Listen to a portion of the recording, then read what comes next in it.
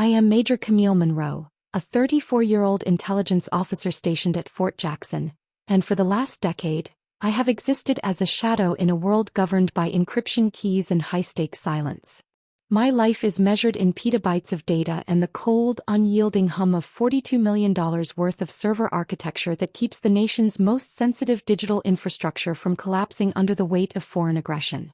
I don't carry a rifle into the field and my boots aren't caked in the dust of a distant desert, but I carry the weight of knowing which buttons are being pushed before the world even feels the vibration. My family, however, has always viewed my service through a lens of condescension. A tradition established by my father, Richard, a retired combat engineer who wears his 2 tours and his Bronze Star like a suit of armor. To him and to my older sister Evelyn, I was always just the girl who looked at emails, the quiet sibling who lacked the grit for real soldiering. The tension that had been simmering for years finally reached its critical mass last Tuesday during a closed-door Tier 4 briefing regarding the Aegis Threat Simulation Protocol. The SEF, the Sensitive Compartmented Information Facility, is a sanctuary of secrets, a room where the air is filtered and the walls are lead-lined to prevent a single bit of data from escaping. I was standing at the mahogany podium, adjusting the mic of my headset, when the heavy steel door hissed open and Evelyn walked in with the unearned confidence of someone who believes the world is her personal stage.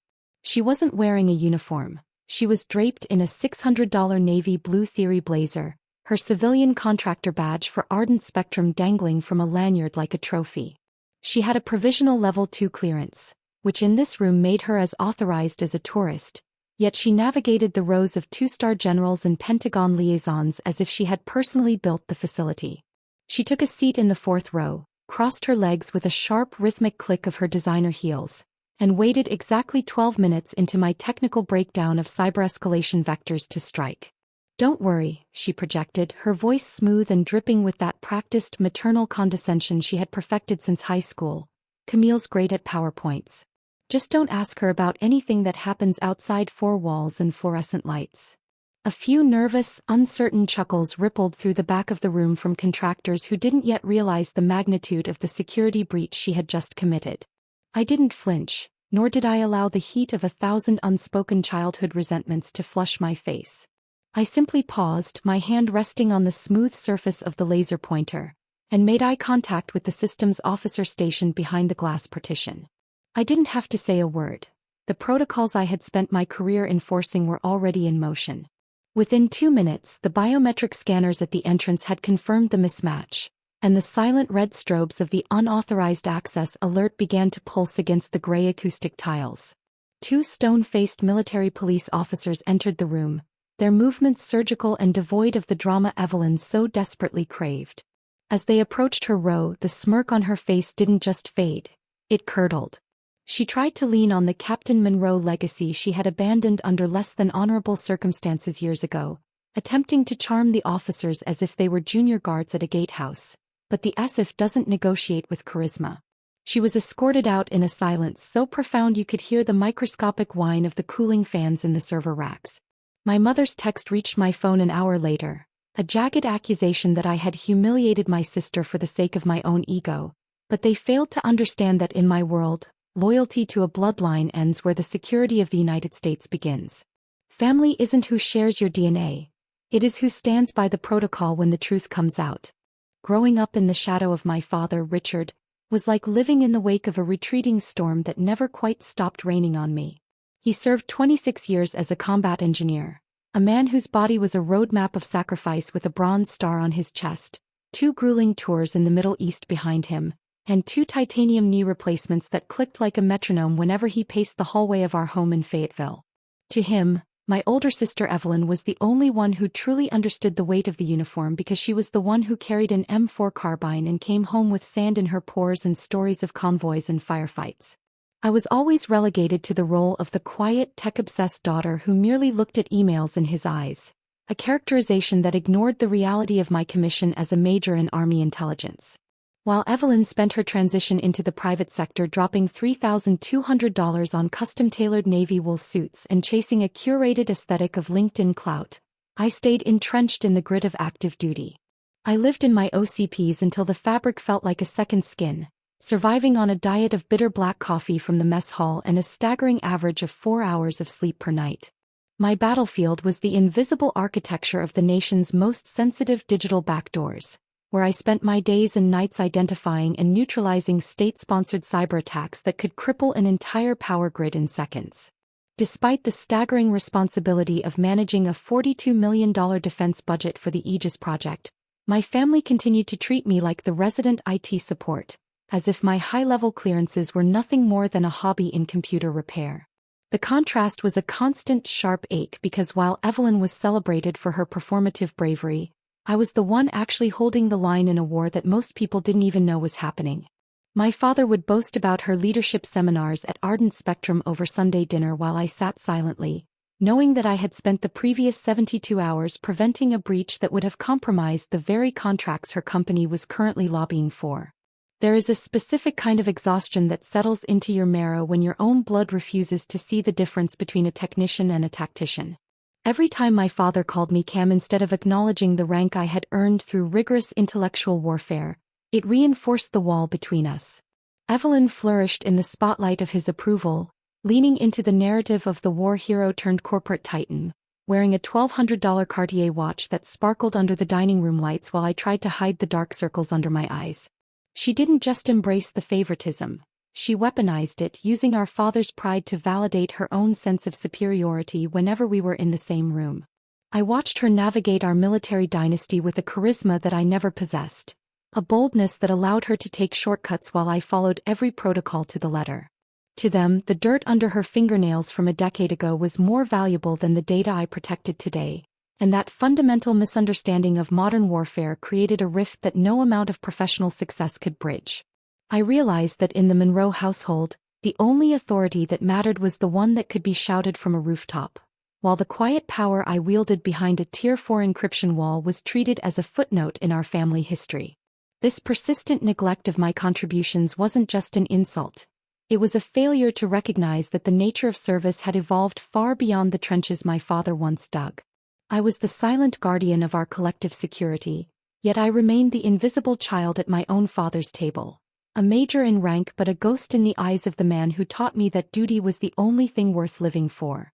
The betrayal did not unfold behind closed doors or in whispered accusations but manifested in the cold and clinical reality of a high-stakes intelligence briefing where every second of silence costs thousands of taxpayer dollars. Evelyn had not merely slipped past the secondary checkpoints by leveraging the fading echoes of her Captain Monroe legacy with the younger, unsuspecting guards. She had the audacity to attempt a full-scale hijacking of my presentation on the Aegis threat simulation. As I stood at the podium with the blue light of the high-definition projection mapping across my face, she began her assault by questioning the very validity of our red cell live-fire data, her voice cutting through the professional atmosphere like a jagged blade. She was attempting to systematically embarrass me in front of 2 3-star generals and a senior Pentagon liaison who were there to decide the future of a $42 million security framework. She knew with absolute certainty that she lacked the Tier 4 clearance required to even hear the words I was speaking, yet she leaned back in that 4th-row chair with a smirk that suggested she was still the favored child playing a game in our father's backyard.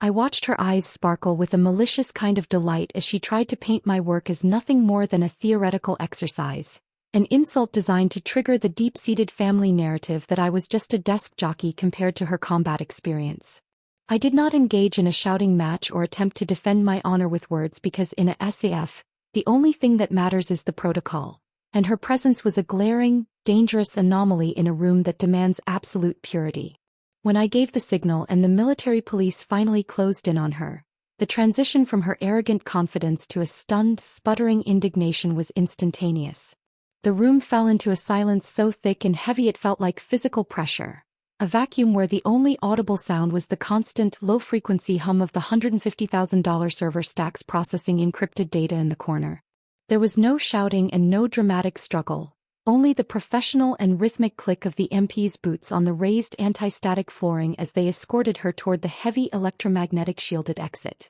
I did not look at her as she was led away, but I could feel the collective gaze of the military's highest brass shifting back to me, waiting to see if I would crack under the weight of the family drama she had just dragged into a federal facility. I resumed my briefing without a second's hesitation, finishing the final slides on signal jamming and hostile AI mimics with a level of precision that made it clear who actually held the authority in that room. 10 minutes after the briefing concluded and the generals had cleared the room with curt, respectful nods, my phone buzzed in my pocket with a message that shattered any hope of professional understanding from my family. My mother had sent a text that ignored the massive security breach, ignored the potential court-martial I had just narrowly avoided, and ignored the blatant disrespect Evelyn had shown to the uniform. It was 5 words that summarized my entire existence in the Monroe household. You made your sister look bad.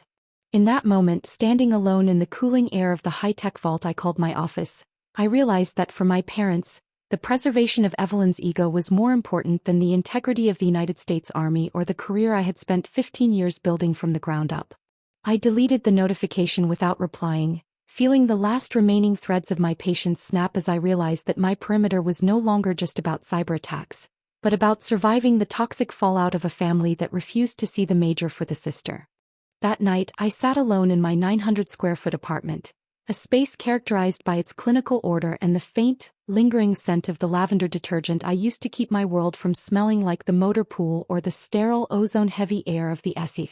I poured myself a single glass of $45 Cabernet Sauvignon, watching the dark liquid swirl against the crystal as the condensation from the bottle dampened the mahogany surface of my modest dining table. The silence of the room was deafening, a sharp contrast to the high-stakes humming of the bass, and I finally allowed myself to open the family group chat on my encrypted personal phone. My eyes scanned the wall of text that had accumulated since the afternoon, a cascading torrent of indignation and emotional manipulation that completely ignored the fact that Evelyn had committed a felony by breaching a secure federal facility. My father's messages were the most abrasive, punctuated by military slang he hadn't used in decades, demanding to know why I had treated a fellow soldier, even a former one, with such cold, bureaucratic brutality. My mother's contributions were softer but no less damaging, centered entirely on the perceived embarrassment Evelyn had suffered at the hands of the MPs I had summoned to the room. Not a single person asked about the Aegis project, the $42 million in taxpayer funding I was responsible for, or the potential for a catastrophic intelligence leak. They only cared that I had dared to puncture the myth of Evelyn's untouchable status. I sat there for a long time, the wine turning warm in my hand, as I realized that within the twisted architecture of the Monroe family, loyalty to our internal hierarchy was vastly more important than loyalty to the United States government or national security. To them, my rank was a novelty and my responsibilities were merely an inconvenience to Evelyn's social climbing and my father's nostalgia. The realization settled into my bones with a freezing clarity, and I felt the last of my guilt evaporate like steam off the South Carolina pavement after a summer storm. I set my glass down with a deliberate echoing click and opened my laptop, the glow of the screen reflecting in the dark lenses of my eyes as I navigated past the biometric login. I created a new encrypted folder on my local drive and titled it Operational Integrity, a digital bunker where I began to compile the evidence of what had actually transpired. If my family wanted to play games with security protocols and treat federal law as if it were a suggestion for a Sunday dinner, I was more than happy to play by the book. And in the United States Army, the book is an unforgiving, relentless master. I started by downloading the internal incident report I had filed that afternoon, ensuring that every timestamp and every badge read error was backed up in triplicate. I was no longer interested in being the polite, quiet daughter who smoothed over the cracks in the family facade. I was a major in the United States Army Intelligence Corps, and I was going to secure my perimeter with the same lethal precision I used to hunt foreign state actors. I knew that Evelyn would double down on her victimhood, and I knew my father would continue to see my technical expertise as a weakness, but they were about to learn that the girl who looks at emails is also the woman who controls the gates. I spent the rest of the evening documenting the conversation in the group chat, noting the attempts to coerce me into dropping the official security review, and building a case that was airtight. The Cabernet sat forgotten on the table as I worked deep into the night, my focus sharpening into a fine, cold point that would allow no further breaches of my professional or personal space. I was finished with the shadows, and by the time the sun began to crest over the pines of Fort Jackson, I would have a strategy that ensured the Monroe family hierarchy would never again supersede the laws I had sworn an oath to protect. I spent the next 48 hours gathering what I can only describe as my professional arsenal, moving through the administrative corridors of Fort Jackson with a clinical detachment that felt like preparing for a kinetic engagement. I pulled the official unredacted log from Base Legal, a document that stated in cold black and white ink that entry had been denied per SF Policy 11.04c, which serves as the definitive barrier against unauthorized civilian encroachment. I captured the high-resolution time-stamped badge readout that served as the digital fingerprint of Evelyn's failure, a report that clearly indicated her Level 2 contractor credentials had triggered a hard system rejection at 9:14 a.m. There was something chillingly beautiful about the data, a series of binary refusals that didn't care about our shared childhood or our father's medals. To further solidify my position, I scheduled a meeting with Captain Lawson from the Judge Advocate General's Corps, sitting in a sterile, cramped office that smelled overwhelmingly of industrial lemon floor wax and the brittle, acidic scent of old, decaying paper files.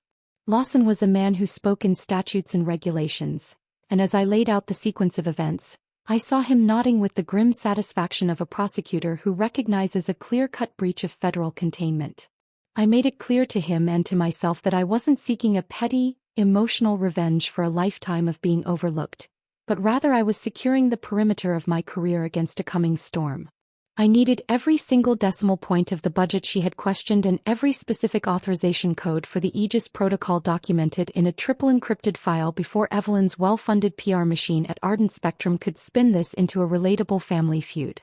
I knew her tactics better than anyone else on this base, having watched her manipulate our parents for 3 decades with a combination of strategic tears and selective memory, and I was fully aware that she would try to paint me as the jealous, unstable sister who had finally snapped under the pressure of command. By documenting the exact moment the infrared sensors in the SCIF entryway flagged her presence as a Tier 0 violation, I was building a firewall that no amount of LinkedIn storytelling or civilian lobbying could penetrate. I sat at my desk late into the second night, the blue light of my dual monitors reflecting off the brass of my rank as I cross-referenced the federal acquisition regulation clauses that Evelyn had inadvertently tripped by attempting to access classified data without a need-to-know status. My father continued to blow up my phone with messages about family loyalty, but I simply moved them into the operational integrity folder, treating his emotional appeals as hostile signals that needed to be filtered out for the sake of the mission. Every signature I gathered from the security personnel who witnessed her removal was another brick in the wall I was building to protect the $42 million project that was currently the only thing standing between our national power grid and state-sponsored hackers.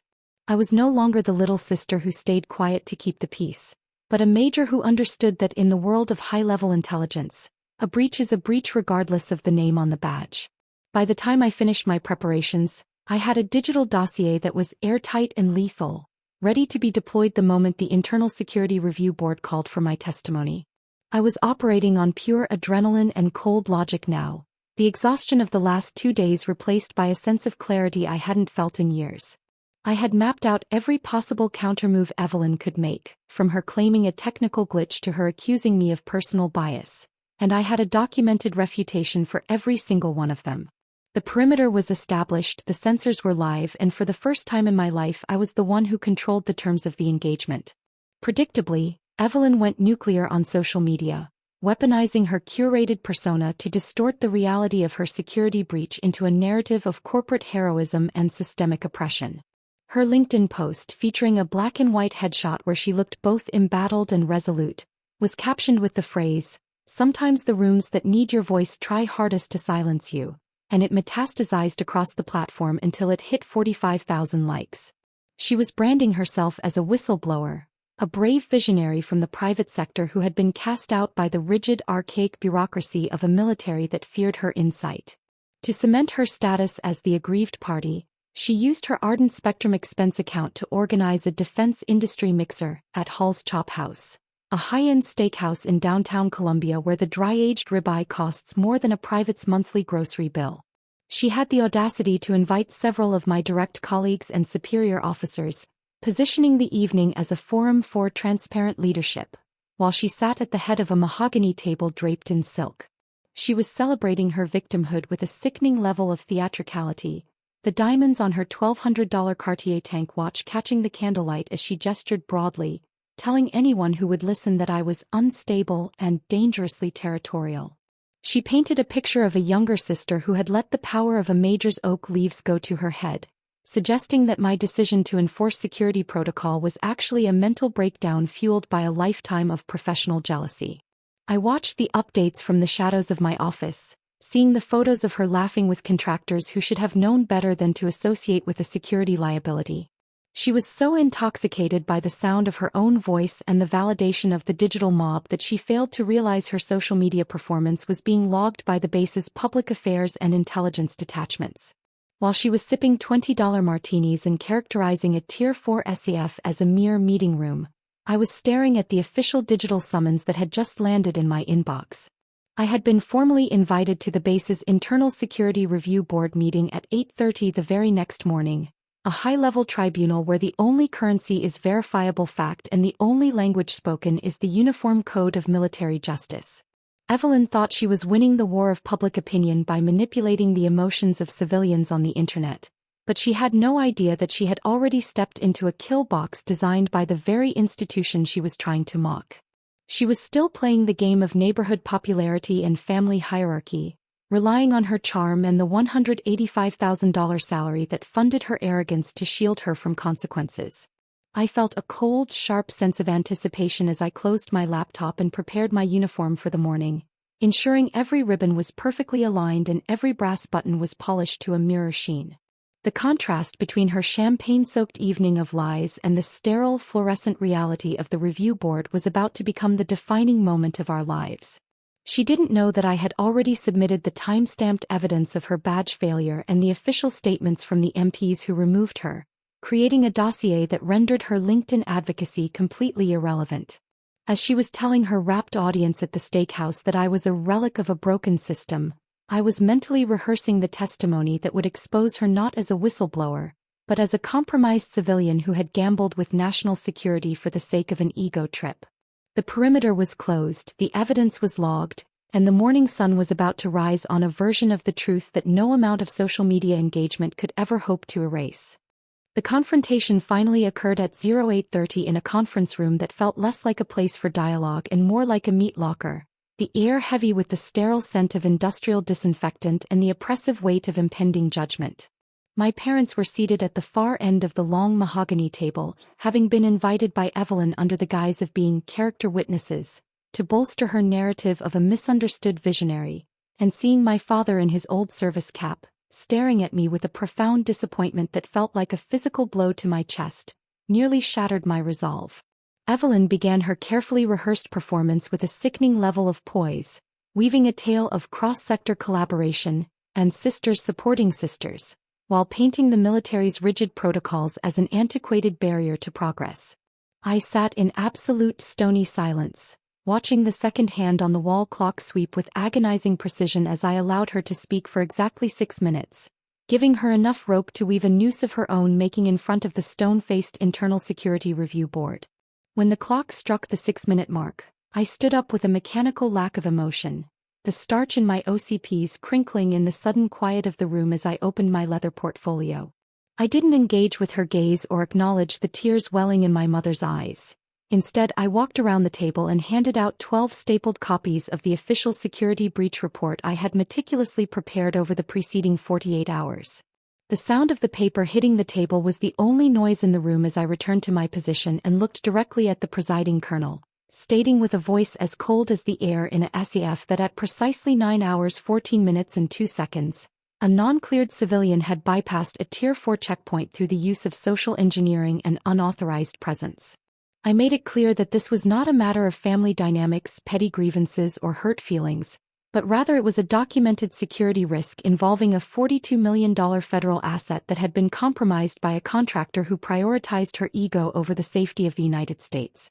I watched as the board members began to flip through the pages, their eyes widening at the infrared stills of Evelyn flirting with the junior guard and the time-stamped logs of her badge's hard system rejection. My father's jaw tightened, and for the first time that morning, the disappointment in his eyes shifted from me toward the daughter who had lied to him about the nature of her visit to the base. I did not raise my voice or offer any personal anecdotes about our childhood, knowing that in this arena, the only thing that mattered was the irrefutable data contained in the dossier. Evelyn tried to interject with a stammered defense about fluid communication, but the colonel held up a single hand, silencing her with a sharp, final authority that no LinkedIn post could ever hope to challenge. I stood there, a major in the United States Army who had successfully protected her perimeter, feeling the shift in the room's atmosphere as the gravity of her actions finally transcended the family theater she had tried to orchestrate. This was the moment the Monroe hierarchy finally collapsed under the weight of the truth,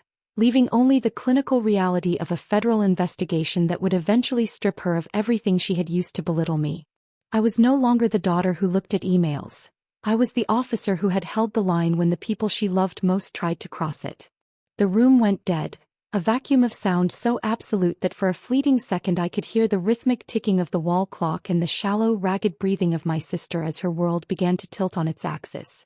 I reached for the control panel on the central table and projected the grainy, high-contrast video feed from the SEIF entrance onto the primary screen, the harsh overhead lights of the facility catching the glint of the badge scanner as it repeatedly flashed a diagnostic red.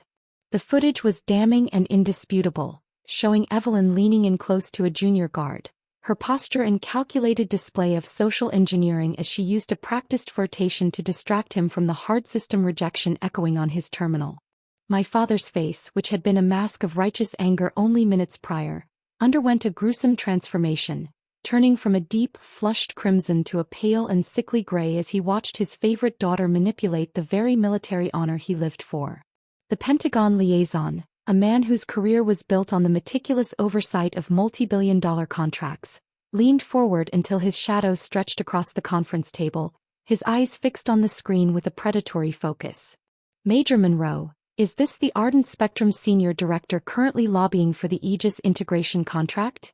He asked, his voice a low, vibrating growl of professional fury. I nodded with a clinical precision, stating clearly for the record that yes, it was, and that her actions constituted a direct and flagrant breach of the federal acquisition regulation regarding unauthorized access to classified technical data. At that precise moment, Evelyn's smirk did not just fade. It vanished entirely, leaving behind a hollow, desperate expression that revealed the frightened child hiding beneath the $1,200 watch and the custom suits. She opened her mouth to speak, likely to weave another elaborate lie about misinterpreted intent or a technical glitch, but the colonel cut her off with a sharp, barked command for silence that echoed off the cold walls like a gunshot. The legendary war hero of the Monroe family was finally caught in a cheap, recorded lie, her legacy of combat service unable to shield her from the digital reality of her own arrogance. I watched as the board members began marking their files with the kind of finality that usually precedes a dishonorable discharge or a permanent blacklisting from federal contracting.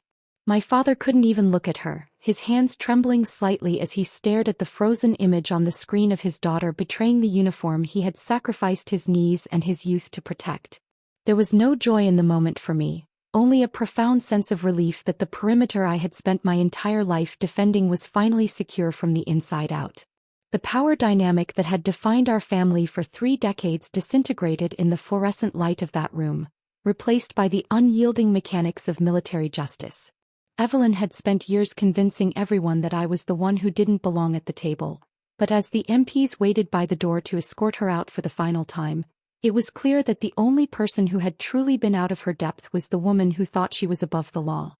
The fallout from the review board's decision was nothing short of surgical, a calculated dismantling of Evelyn's carefully constructed corporate identity that occurred with a speed and finality that even I hadn't fully anticipated. By 4 o'clock that Friday afternoon, Ardent Spectrum had moved to insulate themselves from the radioactive security liability she had become, issuing a termination notice that effectively erased her career before the sun had even set over the pine trees of South Carolina. Within 7 days, the external trappings of her perceived superiority, the $185,000 annual salary, the performance bonuses, and the sleek metallic gray company Lexus she used to park provocatively in my parents' driveway, simply vanished into the ether of corporate repossession. Base security moved with equal ruthlessness, issuing a permanent revocation of her access credentials and flagging her name in every Department of Defense database, ensuring she would never again set foot in a secure federal facility or charm her way past a junior guard.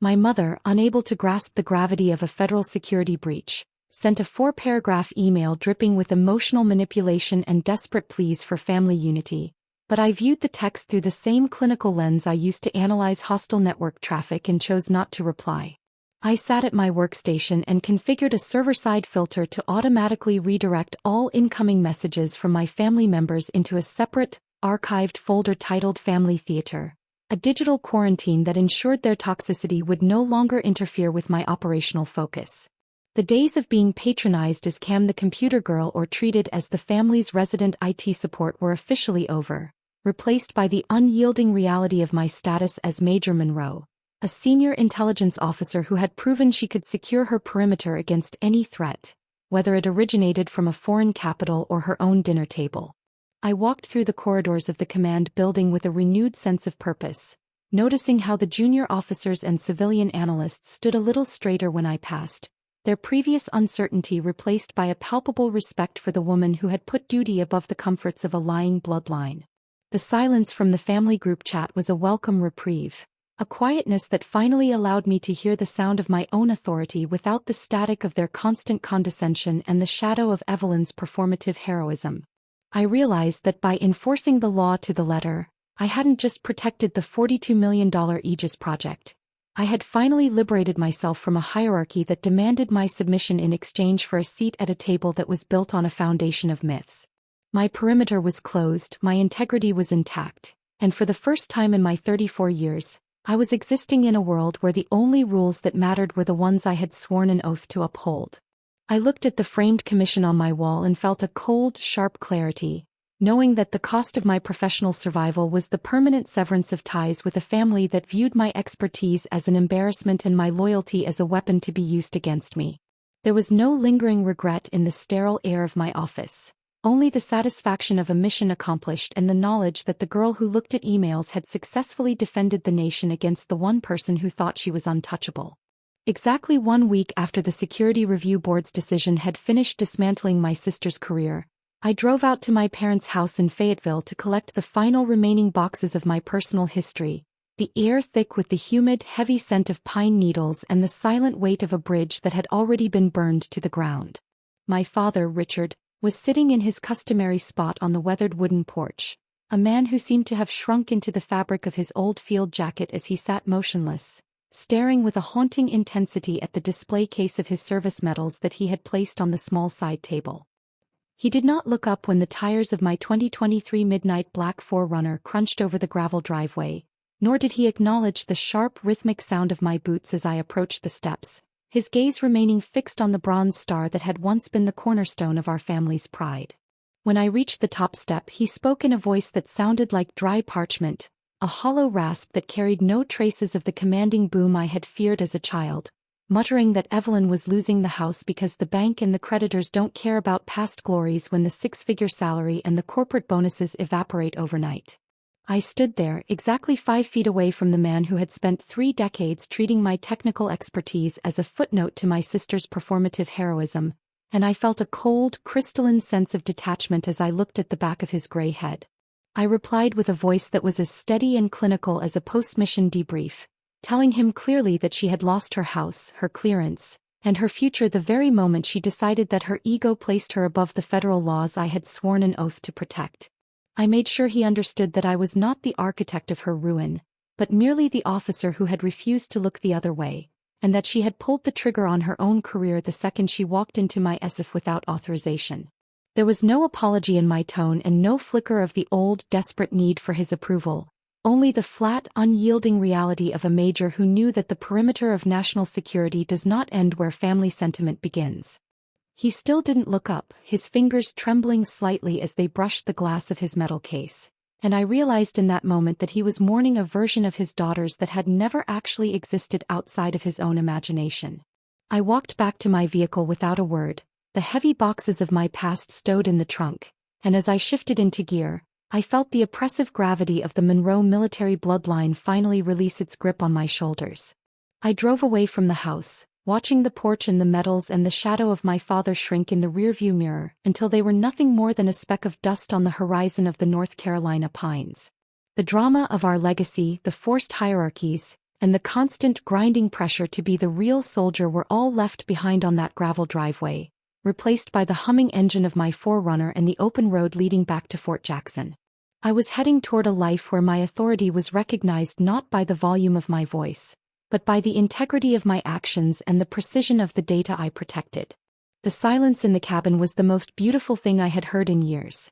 A quiet space that belonged entirely to me, free from the static of a family that had never truly seen me. I was no longer an analyst trying to fit into a combat engineer's world. I was Major Camille Monroe, and I was finally driving toward a future that was entirely of my own making. The final victory in this long, exhausting war of attrition wasn't the surgical termination of Evelyn's employment or the sight of her company Lexus being towed from her driveway, but rather the profound and silent shift in the respect I command within the walls of my own unit. Now, when I approach the heavy electromagnetic shielded entrance of the facility, the junior technician at the SAF door no longer offers a casual nod or a distracted glance but stands a little straighter, his heels clicking against the anti-static flooring with a sharp, professional recognition of the rank and the resolve I represent. We have moved beyond the vulnerabilities of social engineering and legacy badges by implementing a rigorous two-factor biometric scanning system, a multi-million-dollar hardware upgrade that requires both a retinal map and a real-time fingerprint hash to unlock the inner sanctum where our data lives. Colonel Reyes, a man who usually measures his praise in clipped syllables and rare, curt nods, called me into his wood-paneled office to personally hand me a formal written commendation for my unwavering adherence to security protocols under extreme personal duress. He looked me in the eye and acknowledged that while most officers would have buckled under the weight of family loyalty, I had prioritized the integrity of the Aegis project and the $42 million of federal investment it protects. My work on the threat simulation protocol has been fast-tracked for a full Pentagon rollout, moving from a local pilot program to a cornerstone of our national cyber deterrence framework in record time because the brass now knows my perimeter is impenetrable. I have effectively traded the hollow, tension-filled family dinners at my parents' house for the camaraderie of a team that actually understands what the word duty means in the face of a genuine threat. There is a deep, resonant satisfaction in knowing that my authority is no longer a point of contention or a joke to be made over a Thanksgiving turkey, but a cold, hard fact recognized by the highest levels of military leadership. The quiet, fluorescent world of intelligence, which my father and sister once mocked as a playground for nerds who look at emails, has become my fortress and my vindication. I spend my evenings now in the quiet of my own home, the silence no longer feeling like a void but like a hard-won peace of mind that no amount of LinkedIn engagement or corporate lobbying can ever disturb. Every morning when I lace up my boots and align the silver oak leaves on my shoulders, I am reminded that real power doesn't need to shout from a porch or perform for a camera to be absolute. I am Major Camille Monroe, and I have learned that while blood might be thicker than water, it is not nearly as strong as the oath I took to defend the secrets that keep this country safe from the people who think they are above the law. My mission is the only hierarchy that matters now, and as I watch the data streams pulse across my monitors in the secure dark of the facility, I know that I am exactly where I was always meant to be. The legacy of the Monroe military bloodline may have ended with a whimper in a cold conference room, but my career is just beginning to reach its full lethal potential. I have secured my world, locked my gates, and for the first time in my life, I am operating without the static of someone else's expectations clogging my signal. Duty isn't a story you tell to make yourself look like a hero. It is the difficult, lonely choice to do the right thing when the entire world is telling you to look the other way. I made that choice, and the resulting silence is the greatest reward I could have ever asked for. I now inhabit a quiet, meticulously ordered home where the only remaining hierarchy is the profound and unshakable peace of my own mind, a stark contrast to the decades of psychological warfare I endured under the roof of my childhood. Evelyn has since moved to a different state, attempting to rebuild her fractured brand in a new market, but she remains blissfully unaware of the extent of her professional exile, as her name is now permanently flagged in every Department of Defense database in the country, ensuring that any future attempt she makes to access the defense sector will be met with a silent and immediate wall of rejection. I have finally internalized the lesson that silence is not a manifestation of weakness or a lack of character, but is instead the resonant, steady sound of a professional doing their job with a level of integrity that doesn't require the hollow validation of a social media audience or the approval of a biased father. The $42 million Aegis project continues to thrive under my watch, its security architecture now reinforced by the very protocols that exposed my sister's arrogance, serving as a constant reminder that my value as an officer is defined by the threats I neutralize rather than the spotlight I avoid.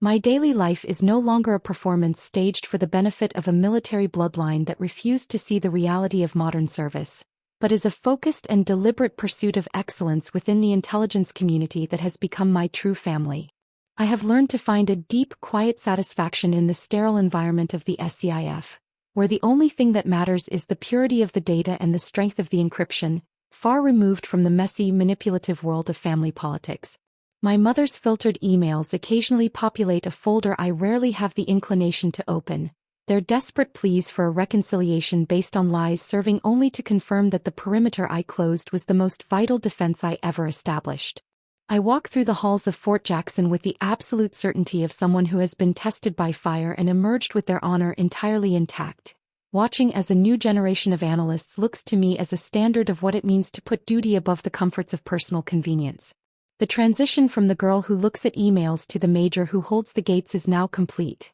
and the resulting stillness in my personal life is the greatest professional achievement I have ever earned.